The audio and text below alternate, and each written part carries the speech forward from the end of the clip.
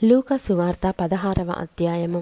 మరియు ఆయన తన శిష్యులతో ఇట్లనెను, ఒక ధనవంతుని యొద్ద ఒక గృహ నిర్వాహకుడు ఉండెను.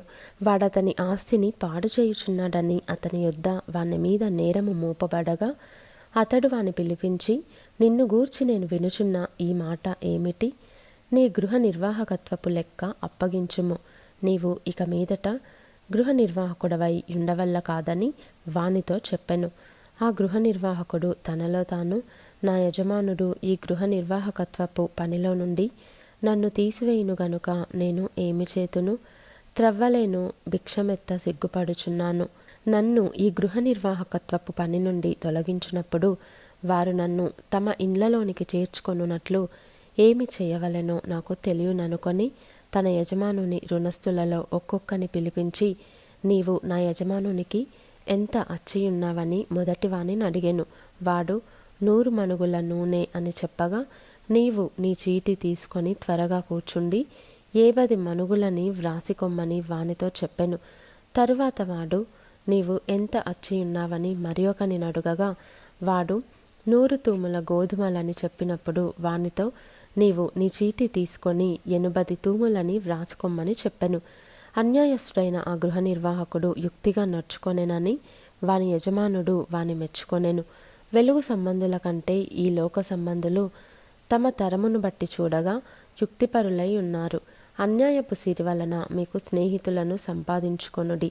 ఎందుకనగా ఆ సిరి మిమ్మును వదిలిపోవునప్పుడు వారు నిత్యమైన నివాసములలో మిమ్మును చేర్చుకొందురని మీతో చెప్పుచున్నాను.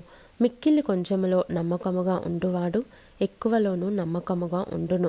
మిక్కిలి కొంచెములో అన్యాయముగా ఉండువాడు ఎక్కువలోనూ అన్యాయముగా ఉండును.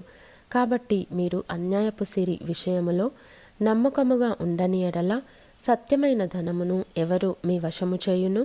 మీరు పరుల సొమ్ము విషయములో నమ్మకముగా ఉండని ఎడల మీ సొంతమైనది మీకు ఎవడిచ్చును?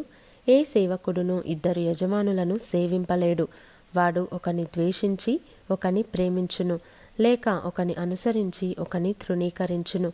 మీరు దేవునిని సిరిని సేవింపలేరని చెప్పెను.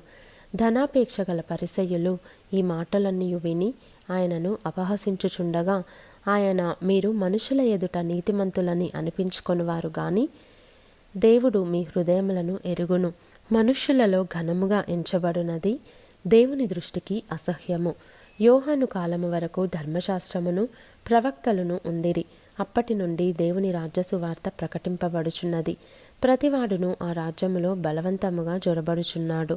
ధర్మశాస్త్రములో ఒక పొల్లైన తప్పిపోవుట కంటే ఆకాశమును భూమియు గతించిపోవుట సులభము. తన భార్యను విడనాడి మరి ఒకతను వివాహము చేసుకొను ప్రతివాడు వ్యభిచరించుచున్నాడు. భర్తను విడిచిన దానిని వివాహము చేసుకొనువాడు వ్యభిచరించుచున్నాడు. ధనవంతుడొకడుండెను. అతడు ఊదారంగు బట్టలను సన్నపునార వస్త్రములను ధరించుకొని ప్రతిదినము బహుగా సుఖపడుచుండువాడు. లాజరు అను ఒక దరిద్రుడుండెను. వాడు కురుపులతో నిండినవాడై ధనవంతుని ఇంటి వాకిట పడియుండి అతని బల్ల మీద నుండి పడు రొట్టె ముక్కలతో ఆకలి తీర్చుకొనగోరెను. అంతేకాక కుక్కలు వచ్చి వాని కురుపులు నాకెను. ఆ దరిద్రుడు చనిపోయి దేవదూతల చేత అబ్రహాము రొమ్మున ఆనుకొనుటకు కొనిపోబడెను. ధనవంతుడు కూడా చనిపోయి పాతిపెట్టబడెను. అప్పుడతడు పాతాళంలో బాధపడుచు కన్నులెత్తి దూరము నుండి అబ్రహామును అతని రొమ్మున ఆనుకొనియున్న లాజరును చూచి, తండ్రివైన అబ్రహామా, నా యందు కనికరపడి తన వ్రేలి కొనను నీళ్లలో ముంచి నా నాలుకను చల్లార్చుటకు లాజరును పంపుము. నేను ఈ అగ్నిజ్వాలలో యాతనపడుచున్నానని కేకలు వేసి చెప్పెను. అందుకు అబ్రహాము, కుమారుడా, నీవు నీ జీవితకాలమందు నీకిష్టమైనట్టు సుఖము అనుభవించితివి. అలాగుననే లాజరు కష్టము అనుభవించెనని జ్ఞాపకము చేసుకొనుము. ఇప్పుడైతే వాడు ఇక్కడ నెమ్మది పొందుచున్నాడు, నీవు యాతన పడుచున్నావు. అంతేకాక ఇక్కడ నుండి మీ యొద్దకు దాటగోరువారు దాటి పోజాలకుండునట్లును, అక్కడి వారు మా యొద్దకు దాటి రాజాలకుండునట్లును మాకును మీకును మధ్య మహా అగాధముంచబడి ఉన్నదని చెప్పెను. అప్పుడతడు, తండ్రి, అలాగైతే నాకు 5 సహోదరులున్నారు. వారును ఈ వేదనకరమైన స్థలమునకు రాకుండా వారికి సాక్ష్యమిచ్చుటకై నా తండ్రి ఇంటికి వాని పంపవలెనని నిన్ను వేడుకొనుచున్నానెను. అందుకు అబ్రహాము, వారి యొద్ద మోషేయు ప్రవక్తలను ఉన్నారు, వారి మాటలు వినవలెనని అతనితో చెప్పగా, అతడు, తండ్రివైన అబ్రహామా, అలాగు అనవద్దు.